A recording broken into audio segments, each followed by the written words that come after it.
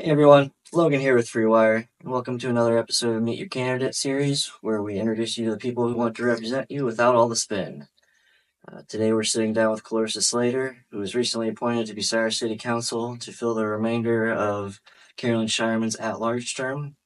She's now both a candidate and an incumbent, and we're excited to get to know her a little better. First, a huge shout out to Twisted Intentions Motor Shop for sponsoring this interview. They handle auto body and mechanic work, and let's be honest, the name sounds like something out of Twisted Metal. So just imagine if Sweet Tooth got into brake repair instead of car combat. Luckily, these folks are way more reliable and way less terrifying.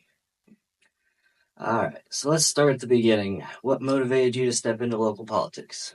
Well, that is a great question. So what motivated me was primarily my children. We don't have enough people from the demographic of working families involved in politics. I had been following for years, especially once the live stream started. It gave me the opportunity to easily and accessibly engage with the public discourse. So that's where I picked up my interest. And be honest, did you ever think you'd be doing this? Was public service always something on your radar, or did this role kind of surprise you? So I've always had a service-minded heart. Primarily, I have worked for state agencies, both at Ohio State and Ohio Department of Corrections and Rehabilitation. So my first undergrad was criminology. So it's always kind of been part of my psyche, I guess. But I never really thought I would be a politician or step into a political role. I still don't really primarily consider myself a politician, just someone who. Right. Well, and that's probably a good thing. Yeah.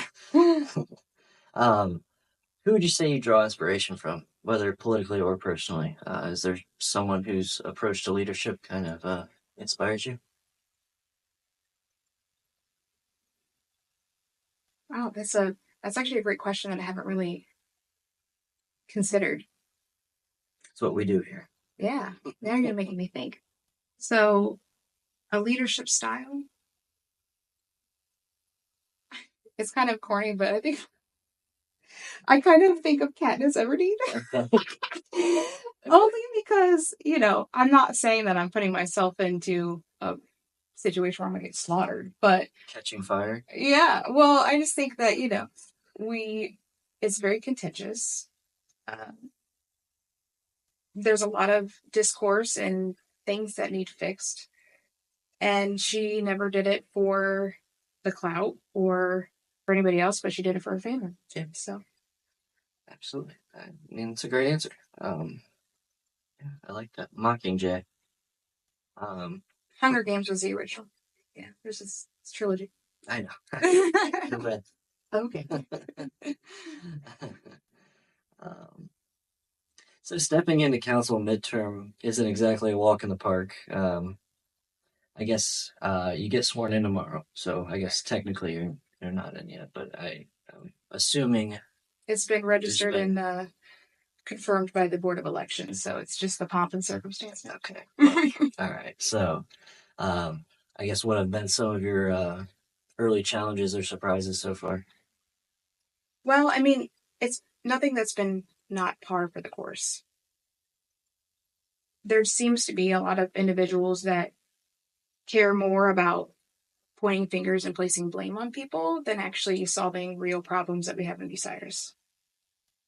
One of the things that just came up today was that because my predecessor removed herself from committees before she then resigned from her seat, it's leading a situation where we have a council member coming in who has no committees to fill. And just to be clear, she's referring to Miss Shireman. She resigned from her committees about a month before she resigned from council, so council filled in those committee spots, thinking she would remain in her seat for the rest of her term. Now you have 6 committees that are filled, but you now have a new council member. So that's the challenge to which she's referring. I mean, I guess that's probably been the most frustrating part of the onboarding process. Yeah, I mean, everyone else has been pretty welcoming. The resounding congratulatory type nature going on. Yeah, the only thing about the committees, it's not even so much about, it shouldn't be about who's filling the seat. It should be about the process. And I think it sets a bad precedent that in the future, we could, if we allow this, we could be excluding, it could set the stage for newly appointed or newly elected at the beginning of the term to be excluded from that process. And my biggest concern is that's not fair to constituents, because if it's a ward member, that entire ward is not being represented in any committees. So that's where my concern is that it's disparaging not only to the individual, but also to the citizens and voters. So zooming out a bit, there's no denying the council's been divided for a while now.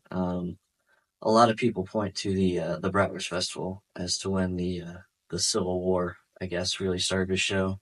Do you think that divide can or should be repaired? So here's the thing. There's two ways to lead. There's two ways to use power. You can do so by lifting others up, or you can do it by pushing each other down. And until those in power make the unanimous consensus to stop pushing each other down, nothing's going to get accomplished. It doesn't matter if what happened yesterday, 3 months ago, 9 months ago, everybody's been soiled in this situation. No one's coming out clean. I have made mistakes. Others have made mistakes. And when I was being interviewed, my point was that I try not to make the same mistake twice. Yes. So moving forward, I don't plan on being a hostile actor. I don't plan on being vindictive to past disagreements. And I feel until everybody makes that decision, it's going to be a rough road. Yeah. So some people say that both sides are to blame, that the drum has come from all directions. Do you agree with that point, or do you think the equivocation of both sides are the same is an oversimplification? A bit of both, because I think what I was just saying is that until we stop pointing fingers, nothing's going to change. So I don't really want to participate in that. What I'll say is that it takes two to tango. It takes two parties engaging. And it can't just say just two parties, because it's way more complex than that, right? We have a whole microcosm of people engaging in this. So my urge to the voters and to the constituents is, if you're seeing that negativity, the best thing is to meet it with positivity, make suggestions on how to make it better when those problems are brought up, and instead of throwing it back at them, because it just doesn't, it's just going to continue to snowball until someone decides to be the bigger person and just want people, the citizens, to be the bigger people. So Yeah, absolutely. I know you've talked before about how you wish you could take back, like, say, the month, I think August, correct. last August. Do you would you say that recently, so within the past month or two, you've done a better job of not engaging to every slight or any perception, or I guess, do you think you are learning how to govern in a way that's not so dramatic? Yeah. And so, to your point, last August, I started coming up to council in April. I very much saw myself as and I say this in much admiration, but Lisa Alsett, Lisa has ran for office, but she has no intention to. And that's kind of where I saw myself kind of falling into. But I saw a need, and, people convinced me that I would be beneficial to be on council. So here we are. But as to your point about the reason I bring up that is because I think when you're coming from the mindset of engaging as a citizen versus engaging as a public official, you have to make a mind shift change. So August was still very much, I was thinking as just being an outspoken citizen. So when being met with hostility, especially toward my family, it did, they found a trigger point, and they played into it. And I just learned not to be responsive to that. And moving forward, I'm very much set in the mind that I'm approaching this as a public official. So moving forward, this just has to be, you have to have thick skin. Mm-hmm. So. Okay, so and that leads us to one of the criticisms we hear, or we've heard, even though you're not, I guess, aligned with the same, I don't know if you want to call it faction or whatever, as Miss Shireman, but some people do say that it's a same coin, different side situation, that maybe you're just a more polished version. Um, how do you govern effectively when a not so insignificant number of people just assume you're part of the problem and not part of the solution? I think actions speak louder than words. So I think seeing me on council, um, once it becomes apparent some of the legwork I've been doing before even being on council comes to light, at that point, I think people will hopefully, see results and actions over online Facebook. Right. Okay, and then just a couple of wrap-up questions. What would you say is one misconception about you that you'd love to clear up? One misconception about me that I'd like to clear up. I mean, I guess we kind of talked about it, but do you have anything else? Yeah, I think people have always questioned my motives. I think it's always been a big thing. There's been that I'm in it for somehow getting some sort of gain from this. Why would someone put up with this? The reason I end up staying as long as I did is because I felt that if I stopped coming, and me being the persistent person that I am, that if people saw someone who does have that determination, that streak of stubbornness, if I should say, if they see someone like me stop coming due to online bullying and outbursts, then what does that say to everybody else that you can be bullied out of having your opinion heard and trying to contribute positively in your civic duty? So that's the biggest thing. I like that. So let's fast forward to end of your term. So I guess it's only 7 months away now. But what does success look like for you? What do you hope to accomplish in the last bit of this term, and then looking forward into the next? Yeah. So what I would like to see, is we all know that the Facebook comments are getting taken away, but that's not going to pull away from the online discourse because you're live streaming. There are other individuals who are live streaming. What I hope to see is that the process becomes smooth. It becomes something that's not so contentious. And the people who are tuning in for the wrong reasons will no longer have interest. That's my biggest thing that I hope for.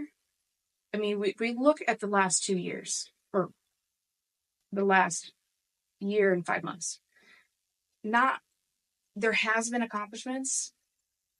However, there have been things that have been stalled or delayed because of bad actors. Yeah. So I would like to see those continue to move forward and progress.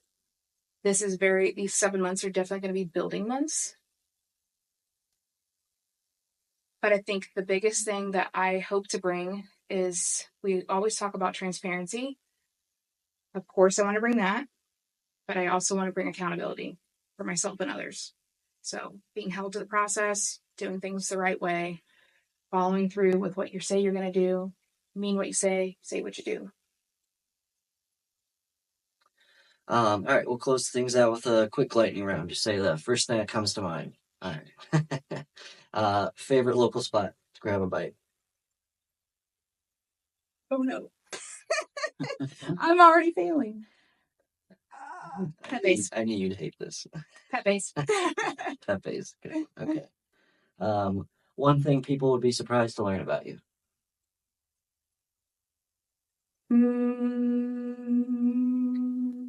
I crochet. Crochet. Okay. All right. Dogs, cats, or chaos? Is chaos equal kids or? Probably. Probably. Yeah. So probably chaos. What's a book, movie, show? What have you been into recently? Oh, that's really embarrassing.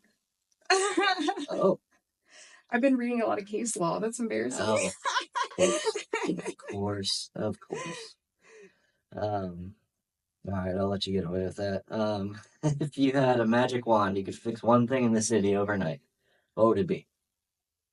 Obviously, the budget. The budget, the funds, yeah. The shortfall. Yes. Yeah. The big $1 million elephant in the room. And lastly, what's one word your friends would use to describe you? Probably persistent. Persistent. That's probably like the biggest thing about me is I don't have no quit. Yeah.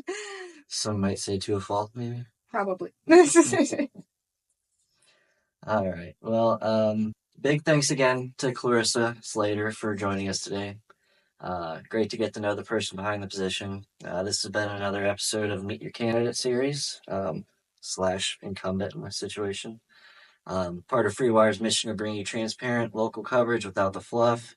Again, shout out to Twisted Intentions Motor Shop for sponsoring today's episode. If your car needs some TLC, they've got you covered. But if your car is past the point of no return, and let's be real, some of y'all are pushing your luck.